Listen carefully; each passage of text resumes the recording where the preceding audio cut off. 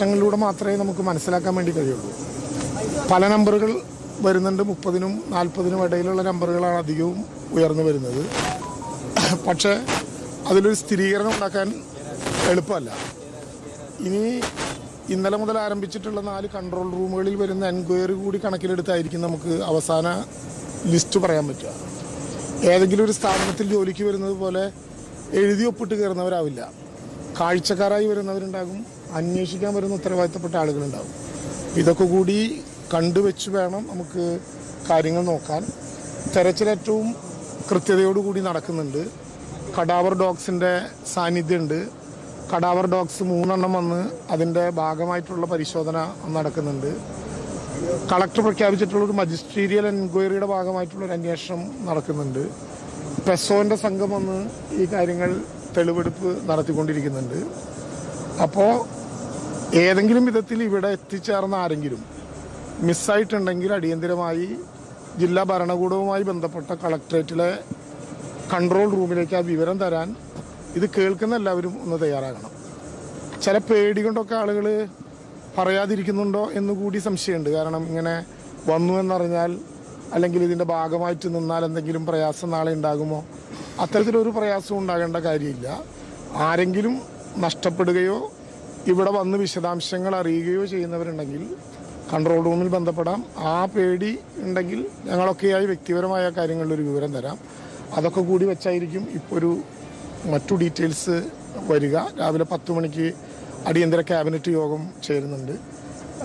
ആശുപത്രിയുമായി ബന്ധപ്പെട്ട കാര്യങ്ങളൊക്കെ നേരത്തെ ഞങ്ങൾ അവിടെ സന്ദർശിച്ചതിന് ശേഷം ബന്ധപ്പെട്ട ആളുകളോട് പറഞ്ഞിരുന്നു. DNA ടെസ്റ്റ് നടത്തേണ്ട രാജീവ് ഗാന്ധി സെൻറ്ററിലെ ഡോക്ടർമാരടക്കമുള്ള സ്റ്റാഫ് തൃശ്ശൂരിൽ എത്തിച്ചേർന്നിട്ടുണ്ട്. ആ നടപടിക്രമങ്ങളിലേക്ക് അവർ കിടക്കും. കിട്ടിയിട്ടുണ്ട്, ഇന്നലെ ഇന്നൊക്കെയായിട്ട് കിട്ടിയിട്ടുണ്ട്. അതെല്ലാം DNA ടെസ്റ്റ് നടത്തിയാൽ മാത്രമേ പ്രോട്ടോകോൾ അനുസരിച്ചിട്ടുള്ള നടപടിക്രമങ്ങളിലേക്ക് കിടക്കാൻ പറ്റൂ. അല്ല, ഒരു വെളിപ്പെടുത്തൽ നമുക്ക് കൃത്യമായിട്ടുള്ളൊരു കണക്കിലൂടെ പറയാം. അങ്ങനെ ഒരു പ്രത്യേകിച്ച് നമുക്ക് ഇങ്ങനെ കിട്ടുന്നത് ഒരു ഓട്ടോപ്സി നടത്തിയിട്ടുള്ളതായിരിക്കും നമുക്ക് പറയാൻ പറ്റുന്ന നമ്പർ. ഓട്ടോപ്സി നടത്തിയ 11 മൃതശരീര ഭാഗങ്ങൾ ഇപ്പോൾ മെഡിക്കൽ കോളേജിലുണ്ട്. 15 മൃതശരീര ഭാഗങ്ങൾ കൂടി ഓട്ടോപ്സി ടെസ്റ്റിന് വിധേയമാകുന്നുണ്ട്. ആ സ്റ്റാറ്റസാണ് ഇപ്പോൾ പറയാനുള്ളത്. ബാക്കിയുള്ളത് നമുക്ക് ഈ പരിശോധന കഴിഞ്ഞിട്ടാകാം. ബന്ധപ്പെട്ടവരുമായിട്ട് കൂടി ആലോചിച്ചതിന് ശേഷം ആ കാര്യങ്ങൾ, ഇത്തരം ദുരന്തത്തിൻ്റെ മുഖത്താണല്ലോ നമ്മൾ നിൽക്കുന്നത്.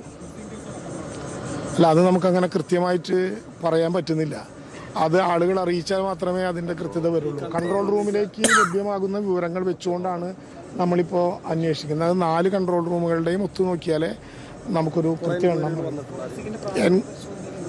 ഇല്ല, അങ്ങനെ പറയാറായിട്ടില്ല. അങ്ങനെ ഒരു സൂചന പറയാറായിട്ടില്ല. അങ്ങനെ ഒരു ഘട്ടമായിട്ടില്ല. പരിശോധന നടന്നുകൊണ്ടിരിക്കുകയല്ലേ ഈ ഘട്ടത്തിൽ.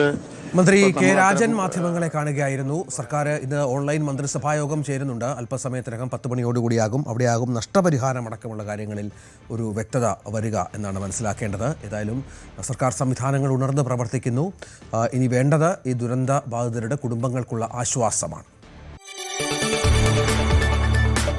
കൂടുതൽ വാർത്തകൾക്ക് News 18 Keralam YouTube channel subscribe ചെയ്യുക.